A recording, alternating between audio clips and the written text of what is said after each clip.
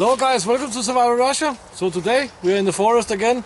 We are very close to the road out there. We are not very far in. Today's video I'm also just heading into the forest. I think I'm gonna practice a little bit with fire and blah blah blah. But I will also try and answer some questions from you guys. The questions that I can remember anyway, right?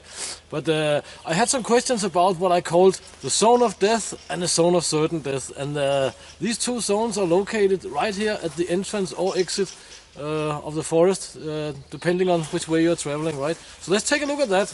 Because as I said, yeah, I had some questions about that. What's the zone of certain death and all this stuff? Behind me, we have the zone of certain death. And it's not so much now, it's more in the very late winter, very early spring, where the snow is melting and so on and so forth, that if you do not know better, you might want to cross in there, for example, right? Because it's an open space, it looks much easier than all this shrubbery or undergrowth or what we can call it. So what we have in there is a real swamp, a bottomless pit of death. Compared to in there, where it's manageable to walk. Yeah, crossing out there on the melting snow and ice and so on, you'll go straight through.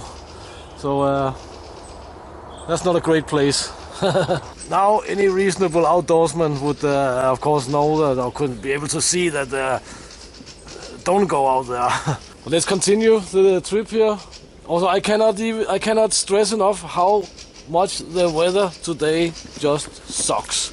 It's +3, now the sun have come out, but all day have been raining and snowing, and yeah, it should be over in a day or two, and we should get a little warmer temperatures, because this is almost the middle of May, right? This is crazy. By the way, I had a viewer on my most recent video who was asking about this Zelt barn here, as it's called, or tent half. And he said he couldn't figure out how to button this, so I'll show that later.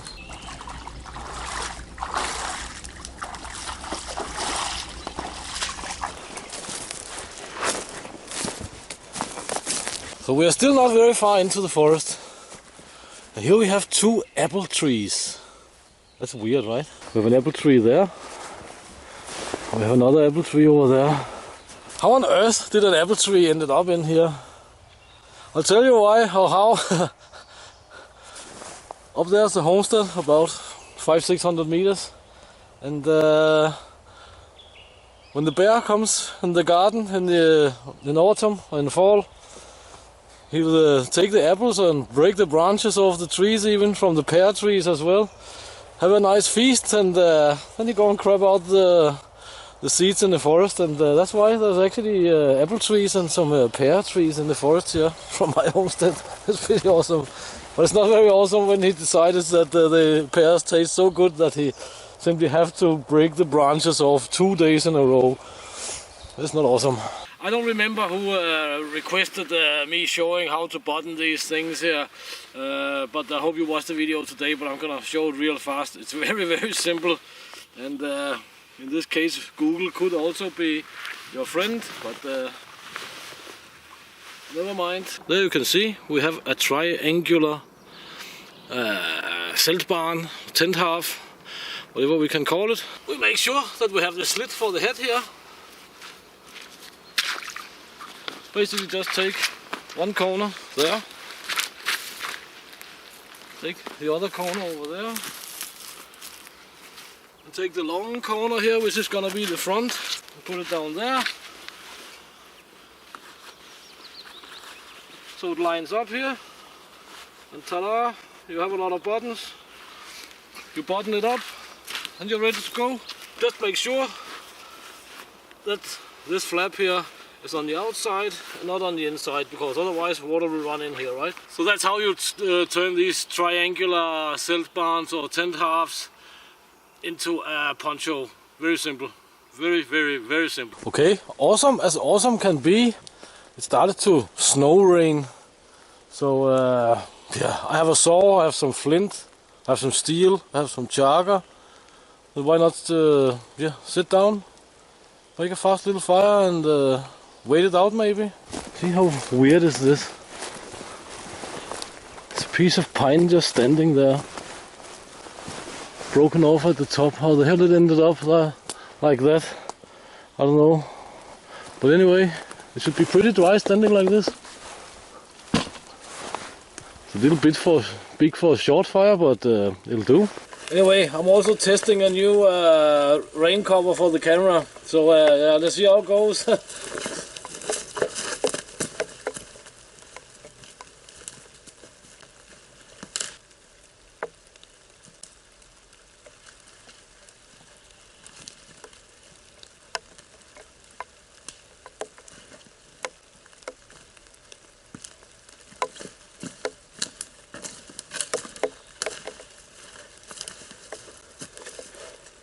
Should be relatively dry anyway.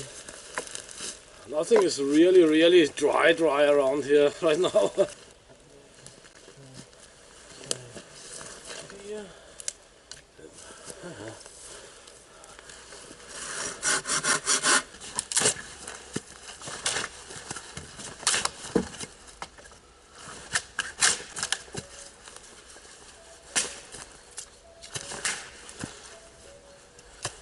That was pretty easy. It's because I'm Danish and I drink birch sap. Then I get the superhuman strength. It's awesome. Whoa. But now it stopped raining. Clear blue sky. Tra-la-la-la-la. Let's make a fire anyway. Sit and hang out. Drink some more birch sap or birch juice. Today I actually only have the Flint steel and charger with me to make fire with. I deliberately only brought this. Just for the fun of it, because it's very nice to train sometimes. Tiny bit of flint, tiny bit of file. File still works, of course, but of all the fire lighting methods, you know, I really prefer the ferro rod, and I prefer lighters more as a backup actually.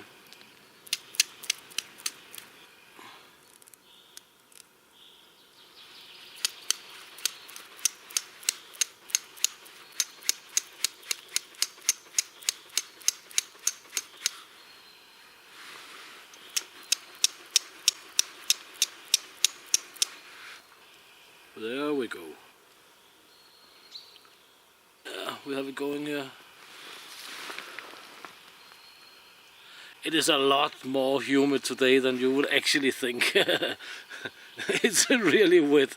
Many of you guys have of course seen this charger thing here before, and I don't know if it's boring or not, but I also have a lot of new viewers and casual viewers and so on. Because it's so wet, I'll take another big piece here. And the charger we can of course just put here on the wet pine log here. And we have the spruce twigs here, and they are wet. I mean, they're not like dry winter, dry summer, crispy and so on. They're nasty wet. I mean, they're wet to the touch. I'll take the big guy and put it up here somewhere, so the heat can rise up through the bird's nest here, as it pretty much looks like a bird's nest. I mean, and with char cloths I would have a lot more preparation time, you know, because I would not be able to light this bundle here with char cloth. That I'm pretty sure of anyway, because it's so humid today. See? And I don't want to use my breath for this. It's no good.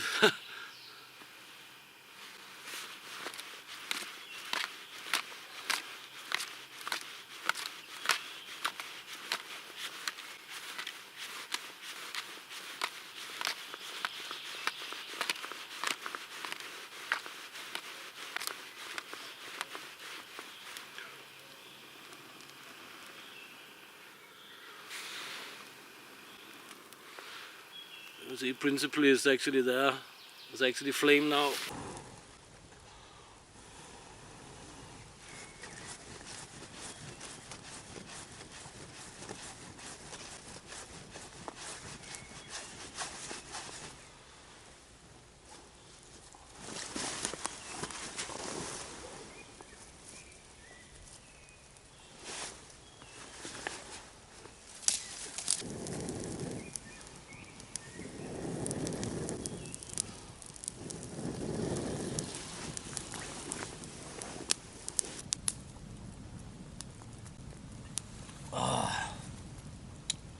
Birch juice is awesome.